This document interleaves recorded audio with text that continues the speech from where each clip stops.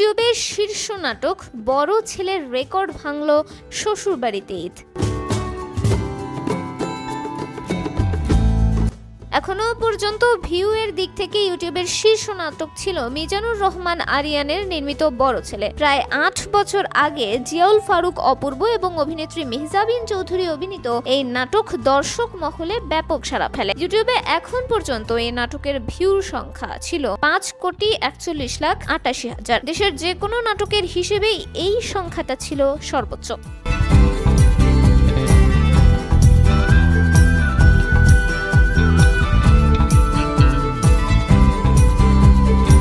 তবে চলতি সপ্তাহে অপূর্ব মেহজাবিনের বড় ছেলেকে পেছনে ফেলেছে নিলয় আলমগীর ও জান্নাতুল সুমাইয়া হিমি অভিনীত শ্বশুর বাড়িতে ঈদ নাটক। বর্তমানে ইউটিউবের শীর্ষ নাটকের তকমা অর্জন করেছে এই ফ্যামিলি ড্রামা। মাত্র ১১ মাসেই বড় ছেলের ৮ বছরের রেকর্ড ভেঙেছে এই নাটকটি। বুধবার পর্যন্ত নাটকের ভিউ সংখ্যা ৫,৪৪,৫৮,০০০।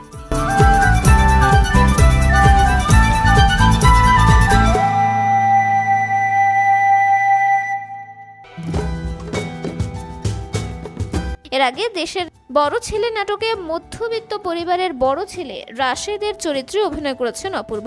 তার বাবা একজন স্কুল শিক্ষক। এক সময় বাবার অবসর নেবার সময় চলে আসে। এরপর পরিবারের আয়ের উৎস হিসেবে হাল ধরতে চায় বড় ছেলেরই। বড় লোকের মেয়ে রিয়ার চরিত্রে অভিনয় করেছেন মেহজাবিন। এক পর্যায়ে সে তার বাবা মায়ের কাছে বিয়ে না করা নিয়ে কোনো অজুহাতই দেখাতে পারে না। এদিকে রাশেদ অনেক চেষ্টা করেও চাকরি পায় না। বাস্তবতার কাছে পরাজিত হয়।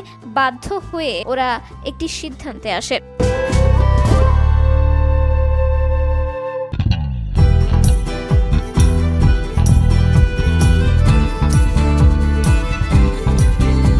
অন্যদিকে শ্বশুর বাড়িতে ঈদ কেন্দ্রিক নানা ঘটনাকে ঘিরে আবর্তিত হয়েছে শ্বশুর বাড়িতে ঈদ নাটকের গল্প। বিয়ের পর দূরে থাকলেও শ্বশুর বাড়িতে ঈদ করতে এসে ভিন্ন এক পরিস্থিতির মুখে পড়ে জামাই। দেখা যায় শ্বশুর কিপ্টের, যে ঈদে ফিতরা জাকাত ইত্যাদি দিতে চায় না, সেগুলো নিয়ে সোচ্চার হয় জামাই। নাটকে বার্তা দেওয়া হলেও সেটা কমিটির মাধ্যমে তুলে ধরা হয়েছে। এজন্যই নাটকটি দর্শক পছন্দ করেছেন বলে মনে করছেন সংশ্লিষ্টরা। তবে নাটকে অভিনেতা নিলয় আলমগীরের সঙ্গে অভিনয় করেছেন তারিক আনাম খান, জান্নাতুল সুমাইয়া হিমি ও সাবির আহমেদ।